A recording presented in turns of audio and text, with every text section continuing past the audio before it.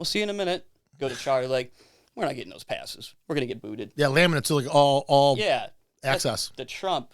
But he comes back 5 minutes later, goes, here you go, dudes. Wow. Like, are you kidding me? We're going to watch Kiss. I'm like, yeah, word. So we're finished in Zombie. Like, they're getting go on stage. We're tearing apart, loading out in the thing. We're like, hurry up, hurry up. Detroit Rock City starts. Boom, boom, all shit. Like, hurry up, go. We finish Zombies load, and we head out to the front of house, or right in front of the stage. We're like, Wayne's World. Like, we can go here? Like, word. So we posted right in front of Gene and watched the show and felt like a 10-year-old again. Wow, yeah, man.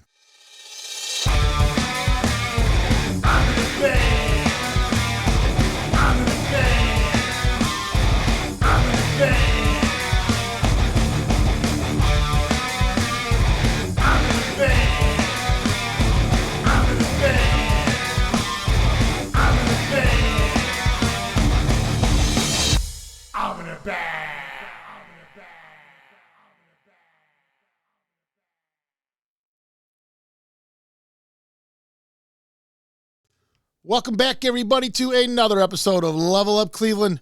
And this week we bring you Mr. Daniel Fox. Cleveland drummer, bass player. Really drummer, though. I mean, drummer is what you mostly do, but you also play bass. Yes. Damn good bass player also. Fish. Hell yeah, man. Some of the bands you've been in, mostly metal style stuff that you're doing here, which is like the most demanding I always feel as far as drums go. But some of the bands you're in, Dope. Yes. Twisted. Yes. Ventana. Yes. You also do some drum tech work. Yes. And some of these bands are maybe a little more familiar, like Rob Zombie. Yes. Static X. Mm-hmm. You've done some drum tech work for Marilyn Manson. Mm-hmm. You've done a lot of other stuff for Marilyn Manson with Marilyn Manson also. We'll get into some of that also. But and some of the bands you were in, you were Mushroomhead. Yep. And in Mushroomhead, did you do some drum work also, or yeah, you also did some of the drums and you did water drums. The water drum guy. A lot of the video stuff Skinny would be filming, and I'd be Skinny. No kidding. Yeah. There so you he go. Would film and you were Skinny's double. Yeah. Save us. Skinnier. Yeah. Well, that's what we'll call you then. Skinnier. Not so much anymore. Gotta have the neck beard to cover it up. I got. And Cyclone 9. Yeah. Wednesday 13. Crossbreed. These are all some of the bands that you were in before. Yeah. All the industrial metal bands. Yeah. Yeah. Now, real quick, what I want to talk about is we were just saying you're a drum tech for Rob Zombie, and Rob Zombie was just doing the Sonic down in Columbus, Sonic Temple down in Columbus, the festival that goes on every year. Yeah. And Kiss headlined that night. Oh, they did. So you were there with Kiss. This is the year. This is supposedly the final tour. Let me ask you first of all, the vibe that you got from everything. Is this the final one? Do you believe? Did you get that they're done after this? I think so. Yeah. I think it's well deserved. You know, you got to enjoy your legacy. You know. Yeah. Like as much as we want to see it or complain about it, some people, but pretty cool though. Pretty cool time. Amazing. Did you have a good time? I had the best time of my life. Our guitar tech, Charlie, for Rob Zombie, bass tech rather. Sorry. We were there. We show up. We're doing our zombie stuff. My buddy Brandon comes up, who does all the Danny Wimmer shows and all that, and he goes, "Hey man, like you've taken care of me all these years with picks and all that. You want laminates for Kiss tonight?" Like, no way. Get out of here. He's like, "Yeah, I got it." I'm like, "Okay, we'll see you in a minute." Go to Charlie, like, we're not getting those passes. We're gonna get booted. Yeah, laminates are like all access. The Trump. But he comes back 5 minutes later, goes, "Here you go, dudes." Wow. Like, are you kidding me? We're gonna watch Kiss. I'm like, yeah, word. So we're finished in Zombie. Like they're getting go on stage. We're tearing apart, loading out in the thing. We're like, hurry up. Detroit Rock City starts.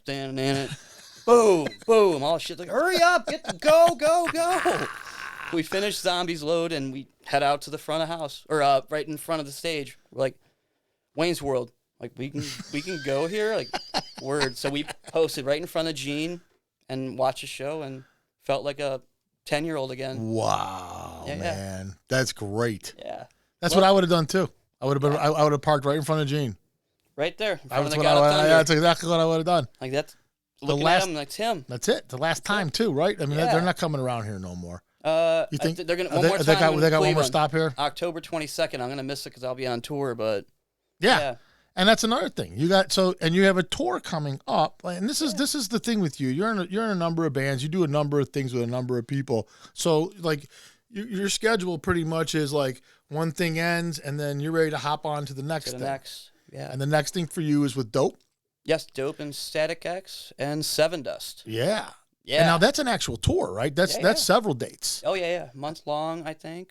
Hitting some pretty big spots and. It starts in October. Yeah. And how long do you think? The rest of the year till the end of the year, basically. Then November, I think 1st we stop on that one. But I'm sure something will snowball. And then you have something else. Yeah. These tours do tend to sometimes, if they're going well, man, they're not stopping. Let's go to leg 2. Let's go to 3. Let's go to Europe. Let's go to here. And with Dope, what do you do for them? I play drums primarily, but sometimes I get thrown on bass. And then what determines that? Like, who plays the drums? Like, how do you move the drummer out? A lot of the times we double up on. Some of us will tech for Static on the tours. Oh, so we need people who can do 2 jobs. Chrissy Warner, our drummer that played the last tour, hell yeah, man. He is a LED tech for Static, so he does that. So that opens up a bunk. Now, if I become the bass player and tech for Static as well, that opens up another bunk, so we can bring somebody else. And cool. It's that's what the term is. Room on the bus. I see. So like even in the music world now, like being multifaceted is what like they're looking at that as like like you to be able to do multiple things is critical. Yeah. Like, you can do 2. Oh, you can do 3 jobs. That's when you're like, you kind of keep on the hut. I can't do anymore. I don't know anything about that. Yeah, and we had Craig Martini on here, and he was telling us also when he goes out, and when he's doing like tours and stuff like that, and he's getting picked by Paul Gilbert to go on tour with him and stuff like that. And we were kind of asking him too, like, and guys like you and him, like the one thing you have in common is to get to do all this stuff, you have to be liked. Yeah, or they gotta like you, man. They do. Like seriously, they do. Vibe is a lot of it. Yeah, and what Craig would always say is he's like the key to him that he always said he's like you need to be helpful and you don't need to be helped. Like you never need to be helped by nobody. Like but you're always there to help people when they need it. You're that guy. Yeah, keep your tail down low and speak when you can help out. Yeah, man. And it goes a long way. And not going, I need credit for this. Oh, I did that. Just level out and people notice it. Yeah, man. And that's great. That's a personality trait that, I mean? Like you can't practice. No. That's, what I mean? You gotta learn to live with people because you're on a tube with 12 people, 12 different personalities, 12 different people that burp and fart and have terrible sleep habits. Hell yeah, and you got to learn to live with it and learn that the world's not about you sometimes. That's what I've had to learn a lot about. Like, someone made a noise at 7 a.m. My day's ruined. Like, only person that affects is me. No kidding. Like, my day's ruined because someone made a noise. You're in a rock and roll tour. Yeah, man. Problem, this is what you've always wanted to do. Here you are. Don't let a fart ruin it. Oh, God.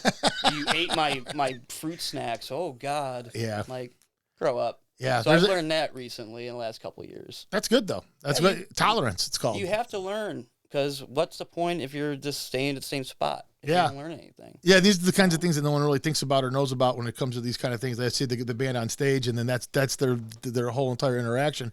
But the stuff that happens when they're not on stage is the really crazy stuff. Right. And some people need coddling. Like they need a person they can vent to. Like, had a bad show. I know it's not your fault, but I'm yelling at you right now. You got to be that guy sometimes and let it roll off your back. Yeah. When someone's screaming at you, it's like, I got you, bro. I got your back. I'm your boy. Hell yeah. I just wanted people to get a little taste of what you're about because you're out there doing it, man. You know what I mean? You're not just a drummer from Cleveland. You're out there. You're a musician, and you're out there doing it. Thank you. I want to kind of go back now to the beginning a little bit. I want to take things back. I want to like when you started it all off, and when you begin this whole journey, and when drums become a fascination to you and all that stuff. How does it all begin? Because I'm assuming you started as a drummer, right? I mean, that's yeah. It started as a little kid mimicking my uncle and what he was into. Oh, he's in the Motley Crue, in the Kiss, and all the Poison. I like Poison. I don't care what anybody says. I'll rock Poison till my dying day. That's cool, man. Whatever. Yeah, But I love that stuff. Striper, and I just got into it. I'm like, this is cool. Then he got a drum set. So when he's at work, what am I doing at home? Playing Girls, Girls, Girls at like 5 years old, learning the beat. So I started from there, and then he gave me a guitar that he got that was a Lita Ford radio contest from like MMS back in the day. It was a BC Rich Warlock. Yeah. So he gave me that. Then I started getting interested in guitar and bass and just kind of just fiddled around with everything, but got into drums really solid like 98, 99. And you really took that seriously. Did you ever take lessons and all that kind of thing for drums, or did you just practice your way through all that? Practice was put on records, like the story you always hear, and a lot was going to Mushroomhead because he was in the Hatrix back in the day, and he always tried to turn me on. He's like, you gotta check out this band Hatrix, man. Dick's Night Out, all this. You gotta check it out. Here's the tape. Yeah. So I got into that. Then the Hatrix, take me to Hatrix shows. Then Mushroomhead came along. And I was like, I really like that drummer. I like his big drum kit. It looks really cool. So I really want to play that instrument. So started going to more and more Mushroomhead shows. Then I love their show. They're throwing bags and bags of confetti, and it's all crazy. So I'm wanting to emulate them. I go to Mark's Discount, buy a paper shredder. I'm going to Scene Magazine, taking all their Scene magazines, all these people paying for their advertisements, and shredding them in the garbage bags and taking them to Mushroomhead shows. Then I get the attention of Rich, Dinner Moore, he used to play guitar, and they started calling me Shredder because I would show up with all these bags of paper. So then there's a shop on Lorraine Avenue, Daystar Boutique. We know it. So as a young kid, I'm like, I want Mushroomhead shirts. I want to find all the stuff I can get for Mushroomhead. So we don't have any Mushroomhead shirts, kid, but there's a guy next door. It's called the Jim Clevo Complex. He might be able to sort you out. I'm like 9, 10. I go knock on this door. It's Jim Clevo. Oh, what do you want? I'm like, I heard you have Mushroomhead stuff. Where did you hear that from? Oh, the Wacky Tobacco Shop. It's like, this is at the time when the Level 5 on Detroit Avenue had burned down. Yeah, right. And Mushroomhead was in the transition of moving from there to Royalton. So all their gear is in here. So I'm a little kid. My favorite band's gear is 20 feet from me. I don't know any of this. Takes me in, I see it all, but I'm like, oh my God. Like, then there's the transfer press. So my grandma would drop me off there all the time. After this is school. just by chance that this is like right there. Right there, right by our house on 116th. Wow. That's where our house was. So we'd go right there. And that's how I learned how to press the T-shirts, the old white Mushroomhead shirts. I'd be pressing at like 12, these shirts with Jim Clevo. And it's like, this is crazy. So I made all these custom shirts back in the day. And that furthered my relationship with those guys. So I become 15, 16, taking my grandparents' car with no license to go see Mushroomhead at Peabody's down under in the old Peabody's. The flats. Yeah, in the flying machine. Taking the car with me and my buddies at 15, you know. So begin this relationship with the fans that go and their merch guy. Then their sampler, that was Rick back then, who would be their sample guy in 2000. So they need a drum tech at this point. I'm sitting there. I have all the skinny shit written out, every size, charted everything. Yeah, right. Got all the serial numbers down, everything. Like, we should give the dumb kid a chance. Give the shredder a chance to go on tour. So I slowly start doing it, and Tom Schaffner was drum teching at that point. So he's like, I'm getting out of this. You should do this. So he puts me into it, and the first tour I did with him was Godsmack and Mushroomhead in Canada for 2 weeks. Wow. Yeah. That's at 18 years old. First thing you did. Yeah, like here, deep end of the pool, get out. Like, wow. Yeah, so that's kind of cool though. It was awesome. And that'll give you the fever like nothing else to keep doing this kind of thing. You want to see production being done on a professional level every day, like these dudes going at it but making their show happen. Like, that was how I learned, like, keep your tail down and be helpful. Yeah. Like, don't be the drunk idiot, which I did learn my first night on the tour. Oh, right off the rip, huh? Oh, yeah. 18 years old, having a couple of Smirnoff Ices. I'm outside Godsmack's bus trying to fight Sully. Like, I'll kick your ass for Homie's like a black belt in all this shit and could wreck me. And I'm 18-year-old dumb drum tech for the opening band. Like, so after that point, I never did that again. Like, I just try to keep my... You learned that was and you don't. Yeah. So what about as far as the partying goes? Like when you're out there though, do you just keep that at a kind of a controllable level when you're working? As long as you're working. Oh yeah, I would always get my job done. Yeah. Wait until that trailer was done. Then at that age, I'm growing up. I'm like living. This is awesome. Drinking. Hell yeah. Smoking and doing whatever, man. It's party time. Yeah, just watching these guys do it, like getting all the bad examples. Now at this point, are you? You're playing drums and all that through all this, though. Like you're a drummer I'm already, learning, right? Yeah. So you're, I'm watching. Well, you say you're learning, play. but you at this point you could already play drums for most bands at that stuff like that. I mean, like you're just not the Daniel Fox. I haven't got to that Yeah, point, right. But I'm checking out every cat every night. I'm watching Skinny every night. What's he doing? Oh, he's playing to a click. Okay, I got to learn how to play to a click. So you're not in a band at this point. You're just this is the school. Like you're in. I was in a band called Literal at that point. Okay, and we're just like the high school rock off band. Okay. But I'm doing that in between this, and they're like getting pissed at me. You're going on tour. What are we supposed to do with our band, dude? Like, what's going on? Like I think this is the right move.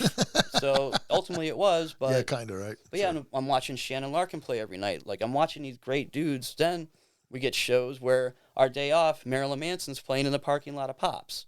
So we have all access passes. I'm watching Ginger play all the shit, like how he's counting, and so that's where I learned growing up. I would just take it all in and never took that for granted. I always watch people play, no matter what. And matter how knew you were tired. learning. Knew you were learning, and you. How is he routing that? Why does he have two of these machines that have meters going up like this? And why it's like just so interested in the love of it. Yeah. Did you find that was kind of weird to be that way, like amongst other people versus other people that didn't seem as interested in you and some of this stuff? Like as you were like moving along, like you were just like you would be like, dude, isn't that cool? And people would be like, More in like high school, like just being like so attached to music. Because when I went to high school in Parma, kids really didn't care. They were like, we're gonna play football. We're gonna go egg people's houses and like do our thing. Yeah, right. Like you guys can go play your music. Yeah, yada yada. Yeah, so, right. You'd be rock stars. Oh, right. Yeah, right. Yeah. But that's where the Mushroomhead scene came in. I met Steve Rockhorse, Schaffner, JC, Rick, and these were people of a like mind that like love stuff like me. Right. Like, these dudes are dressing up in the same stuff. They're excited like me. Yeah, right. Like this is awesome. Yeah, you had this in common, big time. Yeah, like I'm not the loner in my attic in my grandmother's house. Emulating this shit by myself. Yeah, you finally have somebody to talk about it with and stuff like that. You're not just working it out in your own mind. Yeah, then people that could play, because back then, like, play the bass a little bit, but like to watch Steve play, and like, he's actually playing, making notes and not making noise. Like, and like I always admired those guys because I learned a lot through those dudes. So did you slowly get better? Or did you finally one day just hunker down and say, I'm just going to lock myself up and just go ballistic and like put it into high speed where you just all of a sudden went to that next level? Or did you just gradually? I think a little bit of gradual just move into it, but I just got a fire under my ass after Dope was on tour with us with Mushroomhead. I was like, those guys got it. Like the drummer, Racy Shea, like, incredible. Like I've taken so much of his stuff and like made my own out of it, but just blew my mind, like the showmanship. Like, yeah, because that's one of the things that you do well. Thank you. Yeah, I mean, you're a great drummer and you're playing great stuff, but you have like your motion and your fluidness is almost like dance. Kind of. I mean, that's yeah, because like like how dance moves are like precise and everything's like you're very like your arms are always synced up and like it seems like you know exactly where your arms are at all times, like the height of them, where your sticks are at. Well, I have this weird, I don't know if it's a phobia, but I have this thing where if I lose my sight, I want to be able to play. If I lose my hearing and if I'm blind, I want to be able to still play. So everything's kind of symmetrical on each side. Yeah. Sorry. Sorry. And I'm ambidextrous too. My favorite drummer of all time is Ginger from Manson Zombie. And he's a lefty that plays right. And just in case, like, I broke my knee. I can't play with this foot, so I have to play this way. You can do whatever, either way. Like, no matter what, you got to fail safe. That's sweet. Like a redundant drummer. So I've always just kind of thought about it that way. Yeah. Like the text point of it too, Yeah. So do you have influences at this point also? I mean, other than Skinny and like, are you outside of are you latching on to other drummers that you're kind of like emulating and watching and listening to? That was with Racy. It's like he's on tour with us every night. I'm like, I just sat behind this kid, watched him, would videotape him. What's he doing? How's he counting this? Like, I try to do this. I'm landing on 3. He's landing on 1 and making it happen. Like, it was just learning how to count and how to place the stick trick so your playing wasn't suffering, because that's always fun. Oh, shoes in the dryer because you're trying to catch a drumstick and show off. Yeah, true. Overacting and all. But that. you're not listening to like Ginger Baker or like Neil Peart or like any of them. You're not none of that. Never got into that. Nothing like that's getting into you at all. Even to this day, I've just never got into it. Mostly drummers that you know, and mostly drummers that you've been around and worked with and can see. Love it. That's way more of an influence. Totally, and then. Well, you're also around a lot of drummers. Yeah. Like I think you're like a lot more than the average person gets to be around. I mean, not just drummers in general, but like world-class drummer type people, right? Like, you're right. You're seeing the best of the best. That's why I always look forward to the festivals, because it's all right, this dude rules, that guy rules, that guy rules. Fuck, I got to work at this time, man. If I hike it over this way, I can see the last couple songs. You got to do that. You got to plan out everything according to like the drummers. We did Rockville in Dayton. I was working for Zombie, and the Cult was playing, and they were 20 miles apart. And I'm like trying to figure out how to get back to Zombie in time. I didn't get to do it, but I love the Cult. Like John Tempesta, he's one of my favorite drummers. Yeah. Kills it. Yeah, dude. Like you've done a lot of shit with a lot of people. It sounds like a lot. Yeah, a lot of tours, a lot of countries, a lot of miles. Well, here's something that I don't understand. Well, maybe I don't. It's not that I don't understand it, but do you feel like you're gonna lock onto one band to try to like go for the gusto, or is it? Are we living in a world where it's like music is just such a hard thing to like break through anymore because there's such little money to be made like it versus what it used to be. So it serves you better to just be in multiple bands and kind of go that route. Is that kind of plan your year out ahead and make it all work? But I'd love to land that one gig where I could travel and not have to set up and have my girl come out and enjoy touring a little more. But I'll always throw down the drum tech and do double duty, triple duty. Yeah. I just love it. Like it's in my heart. Like you feel something. Like that's my life is to tour and do music.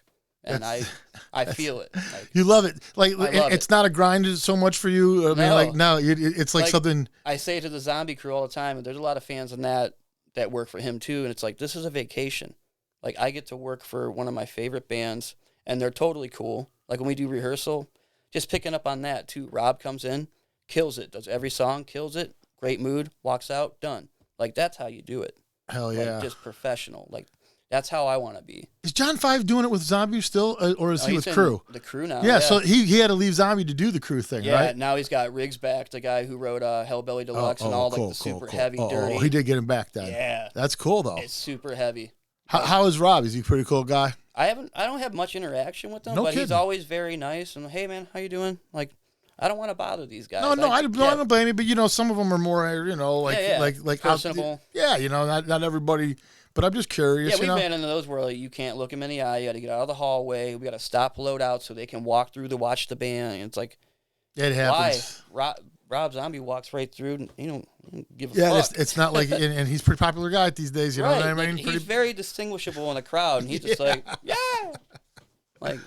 There's something admirable about that. Just showing up, doing your gig, and not bringing other people down with your bad. If you had a bad day, and bringing everyone else down. We have artists like that. Like they have a shitty day. Well, all of you are gonna have a shitty day. Yeah. Well, and that's cool too. It is what it is. Misery loves company. Yeah. And some people are just made for drama, man. Yeah.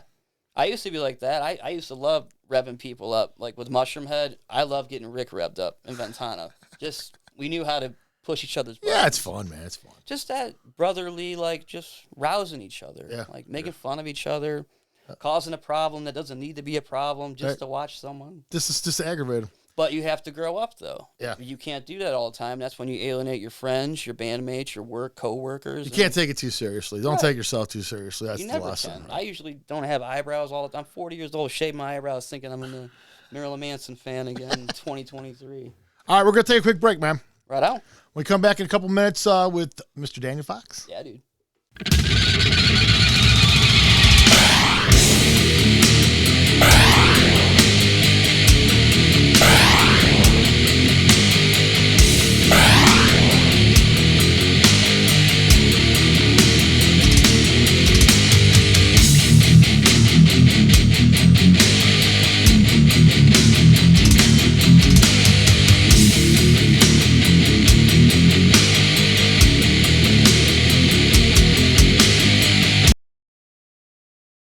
And we are back, everybody, with Daniel Fox from every band that I already mentioned. Ventana, Dope, Twisted, drum techs for Zombie, Static X. Mudvayne. Mudvayne too? Yeah. We start July 12th, rehearsals for that for the summer. July 12th, and wait a minute. Yeah. So that's before the Seven Dust Static X Dope tour. So that's another thing you're squeezing in there before that. Yeah, and before that starts, I have one more Zombie show before. So this is going to be recorded. This is going to be recorded before. Yeah, and come out. And this will not come out yet. But still, So so you're doing that too, and what's that? A 1 week, 2 week thing, month? That one's gonna be 8 weeks altogether. So 8 weeks. Yeah. So how do you get ready for the next tour and then go out for that? What does it take to get ready for a tour? Like what does it entail? A lot of communication via email, text. Like you get your production managers. Hey, this is what we need. Do your orders. Here's what we're gonna do for this tour. We might have scaffolding. We might have LED screens. I'm talking about like rehearsal problems. Rehearsal? Yeah, like do you have to do much rehearsing at all, or is everybody just homework? Everyone does their own stuff and show up and do your gig. That's it. Know what your guys want and execute. Beautiful. We just did it with Twisted. Like my buddy Sean, who's our drummer, I think he had a house gig and couldn't do the tour, so he hit me up. Hey, can you cover for me? We did one rehearsal, and then we met up about 4 weeks later and did the tour. Nice. And Cleveland was our first night at the House of Blues. Now, when that happens, do you notice a tightness that progresses, like as the tour goes on, the band gets better and everything? Yeah. So the last couple of shows are, the last couple of shows are great. Yeah, same with the crew. Normally, with a tour, first week, get it all together. By the second, third week, solid. Yeah, and that's pretty much how it is with all bands, pretty much. Do you agree that's pretty much how you get out there? Yeah, right. You learn how to live with people. Then you figure out everything, and that's a big part of it, though, isn't it? Is. Though, like just the whole entire the stuff that has nothing to do with music whatsoever. Right. The stuff that's just about like getting along. Your demeanor, how you can react to a situation. It doesn't help when something goes wrong at the tech's point of view. Don't get all flustered. Just calmly make it happen. Let your guy know, hey, I see what's going on. I'm gonna get it. They want their dude under control. Right. Yeah. You want your drummer or whoever you're working for to do their job, and they don't have to worry. So they can just go up there and play. Right. That's the whole reason they got you there. Right. That's what you're supposed to do. Now, who drum techs for you? I have a little dude named Gavin Thomas. He's a green cat. You probably met him around here. He hangs out with the Bittersweet Revenge guys. Oh, really? Yeah. He's awesome. He's one of those dudes where squeaky wheel gets the oil. Oh, yeah. Like, he would hit me up. Hey, man, I want to go on tour. Hey, I want to go on tour. Like, this fucking kid, man. Like, it reminded me of myself hitting up, like, Skinny. Hey, man, can I be your drum tech? Like, and then it kind of humbled me in a way. Just getting to see it from that side, being 38 now. Yeah. Not being some young little kid. And, yeah, Gavin. So, much props to you, Gavin Thomas. The kid... His second day of tour, we need a guy out there because I'm drum teching, playing bass and dope. Chrissy's playing drums and dope, teching all the screens. Like, we need another guy. We're getting beat up.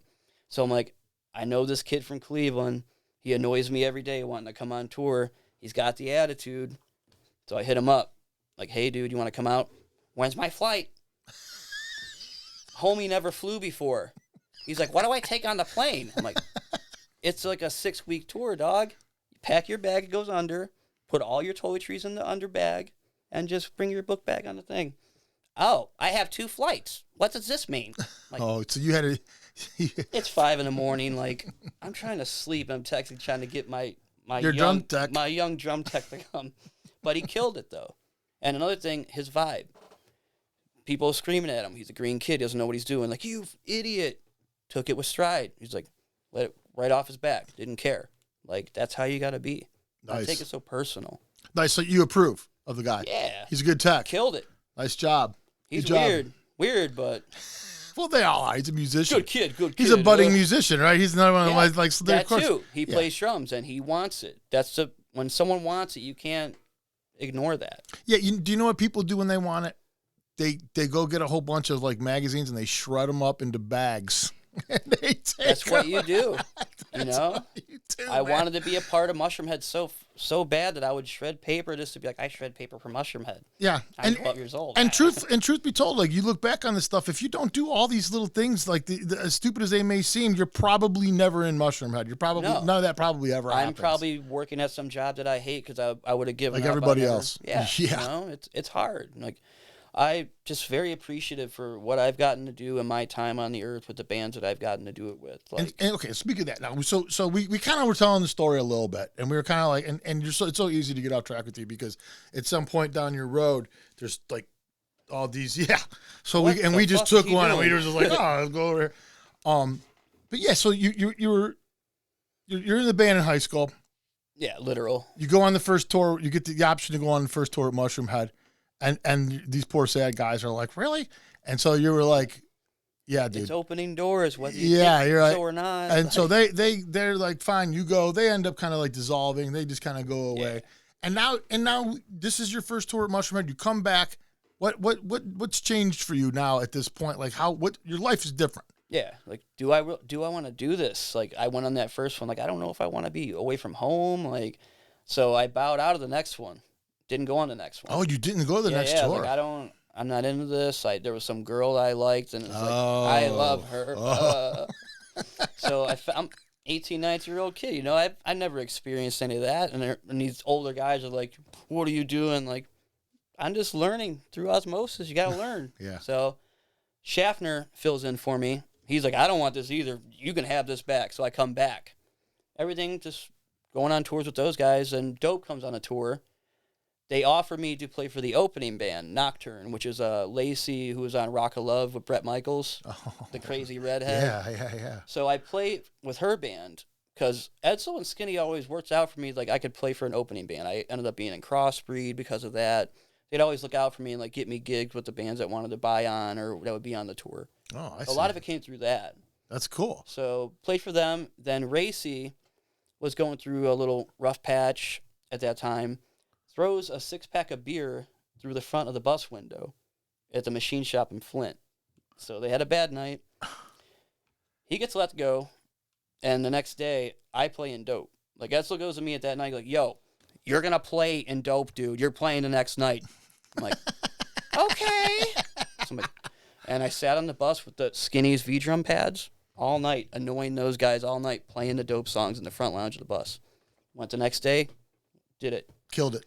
You got to have the balls. Like it's not like mean in a bad way, but you just gotta have I know you mean. You got to get past all the butterflies, and then everybody's gonna have that part, but you just got to walk right through it. You just got to walk fearless, you know. Yeah, dude. I was 19 or 20. I was 20, and went up there, played with my heroes at that time. You know, they're still my heroes, but just went up there, just fearless, and just killed it. And each time this happens, this is another like notch of confidence that you now have built inside you.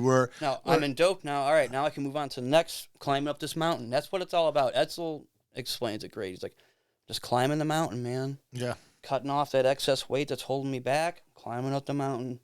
You gain knowledge here, climb a little higher, and just don't let people bring you down on that mountain. Yeah, man. That's very important too. And ability and drive help. Yeah. Yeah, like you know what I mean. Take no shit. Drive is the key. Like I think that's the main key is people who don't have like a off button. They're not looking so much in the rearview mirror because they're looking ahead all the time type thing. That's the most important thing I think. You know, a lot of musicians like to rest on their laurels or they just don't feel like they have it. They're not that willing to take give up. Yeah, I mean, you never know. It's like at that next step could have been it. But you give up or you're just afraid. You're afraid. Fear. You're afraid, like out of fear itself, And it's okay to be afraid, People a lot of people try to be tough, but it's okay to be afraid. And it's okay to be emotional too about stuff. Well, like, even at that moment when you're in high school and you're in a band, your whole world is wrapped up in high school when you're in high school. All your friends, and these guys you're in a band with, I'm sure these are your best friends. These are the dudes that, at that time, before your Mushroomhead thing up there, it's like, we're buddy, brothers. We're going to make it together, bro. We're going to do it. We're going to do it. So when you have this moment, when you have the option now where you're like sitting there and you're looking at this Mushroomhead thing, which, a lot of people in this world go like, oh, what's going to happen? Are you going to be a rock star? Oh, really? You're going to go set the drums up? up. Yeah, you're going to go, yeah. and you just said, fuck yeah, that's what I'm doing. Yeah, I'm going to figure out, I'm going to drum tech for this dude. I'm going to figure out my path through, so I'm going to figure it out. And just like the literal ending and going into Mushroomhead, it's kind of how Mushroomhead ended and I went into Marilyn Manson. Like, at the end of the Mushroomhead, I was just kind of like, all right, I want an out from this. I'm not really into this. And I just built myself up. I'm in the band. I'm the water drummer. I'm playing drums, too. I'm doing merch. Like, I'm doing a bunch of shit. I finally got my status. Then I get a call, hey, Marilyn Manson needs a drum tech. Like, oh, shit. Because... And you get a call from who? Like this is the front of house guy, great friend of mine, George Chapman, we did Mayhem with them for 4 days in 2009. It was Marilyn Manson, Slayer, Killswitch Engage, and Bullet for My Valentine. Bullet for My Valentine didn't make 4 shows, so Mushroomhead got thrown into the mix. So we played Blossom, DTE in Detroit, and Pittsburgh. I make friends with the Manson crew and, like, hanging out, like, oh, there's all their shit. This is awesome. Like, there's Ginger's drums. Oh, this is cool. Like, learning. Make friends with him. We roll through his house gig on a Mushroomhead tour, and somebody in the band's not being so nice that day, complaining about the sound and all this shit. And it's the front of house guy for Manson's equipment, top-notch stuff, and just giving him shit. So he's seen the situation I was in. He's like, I'm going to get you a job with Manson doing something. When I call, just be ready to go. So he called when we were at mid-tour with Mushroomhead and Head BE. So I'm like, it was on and off. You got the gig, you didn't get the gig. You got the gig, you didn't get the gig. So finally I'm like, I don't know what I'm doing. I'm just going to go on tour with Mushroomhead. He calls in the middle of the tour, hey, if you got your passport, send it in. You're going to come out. So we had a big fight on the Mushroomhead tour that day, and I literally took my passport an hour before that fight had happened, and I was so fucking scared in my mind, like, what am I doing? I'm so terrified right now to make this choice. I'm going to go here. All these guys are saying I'm going to get fired within the first week. So I made that choice, no matter how scared I was, and I made it. I went to work with him for almost 8 years. Wow. Yeah. No shit. The guy notoriously that you can't work with the guy. If you work with him, you're good for life on your resume. Went with him for 8 years. Wow. Yeah. Dude, that's an awesome story. Yeah, and this same thing. Did Manson, then moved on to Static X, went that way. Now Static X came through the Manson thing, the gig? That came through friends through the just networking yourself and just meeting. They're gonna come out. Dope's gonna open up the tour. You're gonna drum tech for them, and like, I'm in. Sounds crazy. Static X coming back without Wayne, huh? I'm in. So that was that. Now, for people who don't know, what's a drum tech's job? Pretty much, like, I mean, besides setting up, being basically in charge of getting everything set up.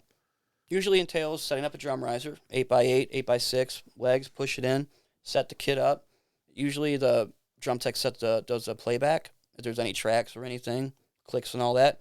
Set those up, tune them up, get the sound check good, get your artists up there, let them rip. Tear it down, put it away, load your truck. And then during the gig, you're just making sure that if anything goes wrong, you're there to immediately aid. A lot of body language, at least for me. Just knowing your guy. Just like if something's wrong, you can tell by how he's kind of squirming around. Like, yo, Ginger's a great one for it. Yeah. I see him fidgeting around. Like, all right, what's wrong? All right, there, pointing to 6 different symbols. Like, but you see it, like, okay, I got it. Like, you try to calm him down. Like, I got it, calmly. I got it. And for me as a drummer, having a guy to do that rules. Yeah. That knows you and that you can trust. Yeah. Like, as long as you trust them and you don't have to think about it, you're not worrying about that. They're an extension of you. Yeah. And that's important, that's cool. That's a good way of putting it. And I love doing that. I love being able to solve a problem. Like, you don't even have to see what he mouths to you. Mushroomhead helped me a lot with that, with the masks. You get a lot of Lassie's, the barn's on fire. Cool. Trigger, gotcha. Like, yeah, they have the ability to communicate. A lot of the eyes, like if something's wrong with Skinny Bee, the big eyes, like, okay, Trigger, something's up. Like, that's important, and you only learn that by doing it. Yeah, right. So you guys don't have a conversation ahead of time, basically, and go, hey, when the eyes get big. When they get big, those triggers better be fixed. No, it's just like, all right, homeboy, all right, I got it. Yeah. You learn. What about anything during teching? Did you ever have anything where everything just crashed and burned on the night? Oh, yeah. Yeah. Every time we go to Denver, Colorado, I don't know why. Oh. It's in the air, maybe? It was something like Manson, Mushroomhead, Dope, Static, every time. Like computer racks, keyboards, drums, I don't know. But you get through it. Yeah, I mean, the show has to you got to get all the way to the end somehow. Yeah, you got to figure it out. Yeah. Does that get you ever get like panicky about shit when it really goes bad? Like when everybody's just like, oh fuck. Yeah, I can just imagine. Like, you never hear about that stuff, but it has to happen, right? It just has Australia, we were doing some Manson shows, and the intro's running, which I run off the computer, and it's going down. And the show is starting, and he's on stage, and like you hear on the radio, what is going on? What's going on? Like, the computers are down. I'm trying to start the intro over, and it's like it's back in the day. It takes like a minute for the computer to go back up, and it's just like you're just, but you got to remain calm. Yeah, because you can't speed it up. Getting panicky doesn't speed up the no. process. Oh no, it's like being in the shark being in the water with a shark and just flashing around like, get me out of here. Yeah. So what do you see for yourself in the future, except for like, when I say that, I'm not talking about, obviously we've already discussed you got some tours coming up and stuff like that. But I mean, like, here you are, you're in your 30s now, right? I mean, like, and approaching 40 quickly. Yeah, and I mean, like, what are you thinking about as far as that goes? Like, are you just gonna continue to do what you're doing and just because it's like fun and you're doing it and you're making it all happen that way? I mean, is that kind of where your head is? I think I'll always in a capacity tour, but I'd really like to just acquire some farmland and a house and do the animal thing. Like my girl, she's big on animals, rescuing. Like that's where I want to be. I want to do animals. I always want to do music, but I want to do. You like the idea of being away from the urban community and kind of getting out there and getting some land and doing just that kind of thing? Just kind of be more with the earth, and like we go walking a lot on the trails and just kind of getting that vibe going on. Heck yeah. Yeah, just more peaceful and not constant noise and click tracks and, Just the complete opposite of what you do all the time when you're into the music part. Right. The complete antithesis so that you can, like, get away from that. Yeah, and for me, coming with age, like, I don't have to go play a big show or a small show or any show. I can sit and play on my drums in my basement and play Madison Square Garden in my head. Like, I don't have to go play these big That's shows. So like, cool, I just love playing drums. Because you've done it. Yeah. What's the biggest show you've played? Do you know what the number is? The crowd? Probably the Maximus Festival with Manson in Brazil and Argentina. And you were playing drums on for that? Percussion and keyboards. Oh. And drum teching, too. At the same time? Both. Yeah. No kidding. Yeah. That was pretty wild. It's awesome, man. Like, Twiggy's up there. Adam was running around crazy, and it's like, I won the lottery. I won. Like, I don't need a platinum record. I don't need to write this monumental hit. To me, I got to be on stage with my heroes. Like, yeah, man. Is that just like, I mean, I know the word surreal gets thrown around all the time, but that's got to be what it is. You're just sitting there, you're like, there's no fucking way this is really happening. It's insane when you think about how many people are on the earth, and the thing that you like love the most, the music, and like the people that you looked up to are now your friends and your homies that are at arm's length and like care about you and like reach out to you. Yeah, like, that's crazy to me. Funny thing is those like none of you guys that have gotten to the point where you're at, won the lottery. Right. Like you to win the lottery, you just play the lottery. The story with you guys is always the same. There was perseverance. There was all kinds of things that happened. Choices in the forks in the road where you made the right choice, even though it was the unpopular choice type things. That story resonates a lot to get to that point. Like you have to do this. You have to be willing to take risks, chances, and it's all for the love. It's for the. If you don't love it, you don't. It's for the love. Like I can't. You can feel it through your veins. Yeah, man. I was watching this documentary on the Ultimate Warrior of all things. I loved the Ultimate Warrior growing up. Like that dude was just fearless. Like I'm gonna shake these ropes. I'm crazy. And it's like until he said before he died, when you take your last breath and if your last heartbeat, if your legacy touches on those and like resonates through the veins, like that's all that matters. Like that's how I feel. My minuscule little piece on this earth matters to some people. Like hell yeah. Like that's what it's all about, influencing people. That's what I want to do too. I want to influence like the younger cats. Really? Now, what about like teaching music? I did one drum clinic in my buddy's rock school in Newport Richey, Florida. The Rock Box Angel. He plays for a lot of the bands that I played for. But I dig that a lot.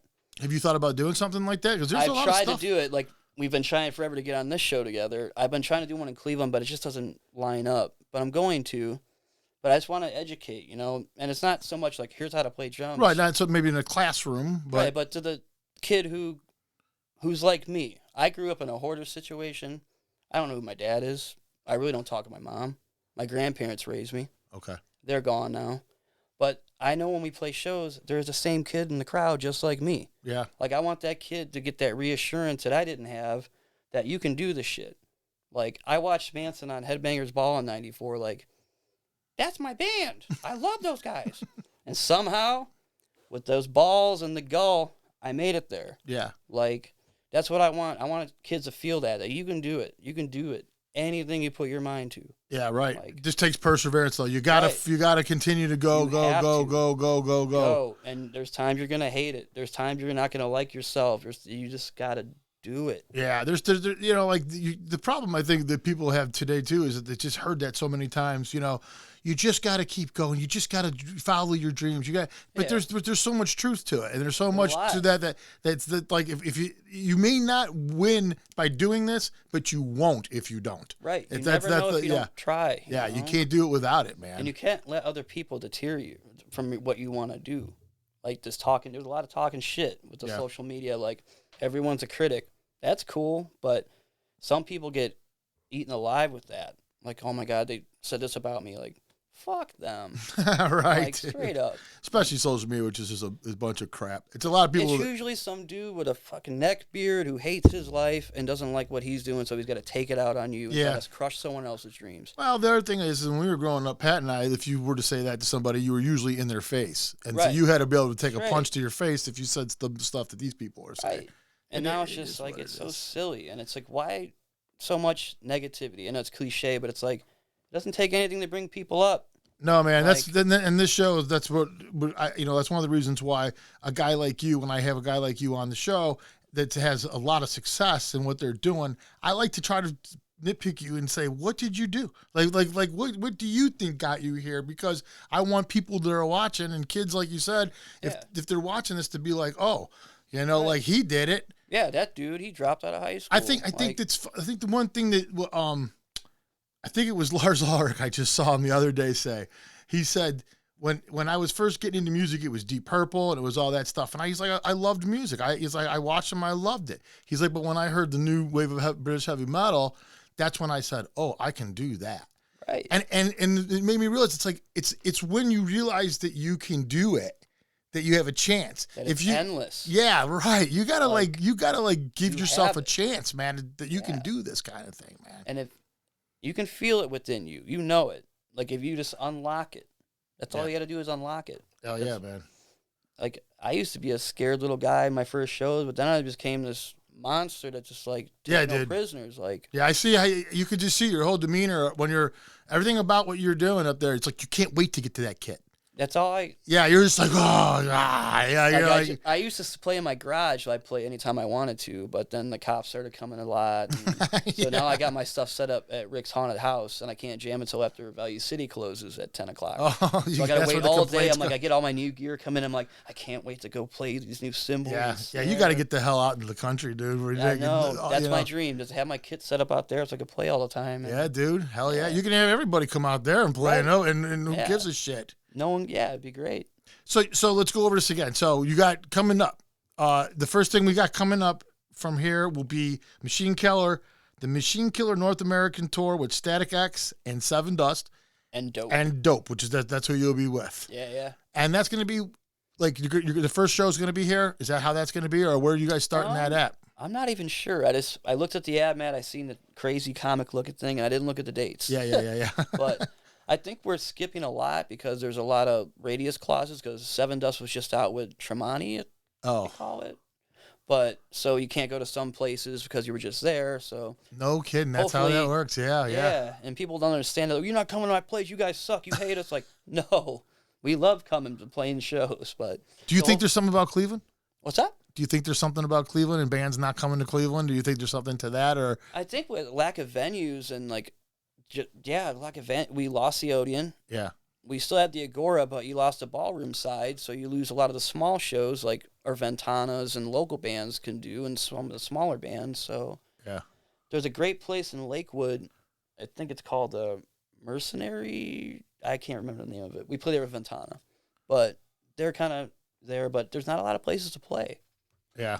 So that's what you think it is, just a lack of venues mostly for some of the bigger bands. And the little places that we have are sometimes booked up when the tour comes through, and they don't have an open date for you. So a lot of times you lose and go to a secondary market or somewhere else. Cool. Because a day off on tour is quite expensive with a crew and hotel rooms and gas and it's crazy. Yeah, dude, it's a loss. It's all loss. That's why we had to double up in tech and it's not a money grab like a lot of people say for some of these bands. It's like, I drive an Elantra. I got to risk my car getting stolen every fucking day. I got a club on my shit. Like, no one's Them no one's Hondas, rich. man. Yeah, they it's just like, want to steal them. Like, My girlfriend. I wake up hopeful every morning when I see my car in the parking lot. So it's like no one's making millions off it. We're just Not people do anymore, it for the man. love, Yeah, you it's know? not like that anymore, man. That's You gotta tour constantly for decades to make any money. Yeah, and then, like the Static guys, those I've never seen a harder working group of dudes that are very humble. Yeah. And Tony, Koichi, Ken, like I work for Ken, the drummer. He's helped me a lot as like a father figure, I guess you could say. He's like, you need to chill out a little bit, man. I'm sometimes high strung, and so I've had. You're a drummer, dude. That's what you guys are like. You're and all I drink like 10 energy drinks a day, so I'm always like wired. And, that helps. Oh yeah. Then I eat like a 6-year-old, as Matt from Mudvayne would say. He's like, you eat like a 6-year-old. So your metabolism's off. Oh, it's horrible. Yeah. When we'd be in Europe, no matter what, I'd find a McDonald's. Like I'd get on a Lime scooter in Belgium, like cruising on this thing 17 miles, go get some cheeseburgers. Like I can't eat. I'm a very picky eater. Like they say, I'm a 6-year-old. Pizza and plain cheeseburger. Oh yeah, you don't even like everything on them. You have no, specific. it has to be plain. My whole day's ruined if my food comes in. It's destroyed. I got you. All right, dude, that's all time we got, but I really appreciate you coming down. This was a lot of fun, dude. You're a super interesting dude. Oh, thank you. Super interesting, dude. You are, dude. You're one of the more talented people that are around. I mean, I love having guys like you in here who can really represent. You know what I mean? I'm very glad to represent Cleveland. Big time. To my dying day, Cleveland is my home. I love it here. I love it, man. And there's a lot of good metal comes out of Cleveland. A lot of great metal musicians, and you're just one of them, man. It's awesome. That I'm so glad you came. I appreciate it, man. Thank you. Very proud to be from here. All right. Check them out. Go on, check out the tour with Static X and Seven Dust, playing with Dope. Yeah. That'll be in October. Yep. I'm sure there'll be another ones. Yeah, and then right after that, just follow them. Right? Facebook. Go on your Facebook. Yeah, Facebook, Instagram. Okay. Yeah. Daniel Fox. All right. That's it. We'll see you guys next week. Peace out. That'll be fine.